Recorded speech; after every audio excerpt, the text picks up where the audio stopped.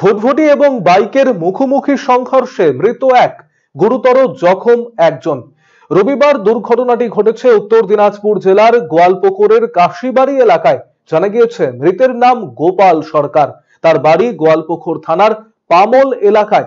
এদিন শাহপুরের দিকে যাবার সময় উল্টো দিক থেকে আসা একটি ভুটভুটির সাথে তার বাইকের মুখোমুখি সংঘর্ষ হলে ঘটনাস্থলে মৃত্যু হয় বাইক চালকের। এই ঘটনায় গুরুতরভাবে জখম হয়েছে আরো একজন। স্থানীয়রা আহতকে উদ্ধার করে লোধন প্রাথমিক স্বাস্থ্য কেন্দ্রে পাঠিয়েছে। গোয়ালপুকুর থানার পুলিশ মৃতদেহটি উদ্ধার করে ময়নাতদন্তের জন্য পাঠায়। গোটা ঘটনার তদন্ত শুরু করেছে পুলিশ।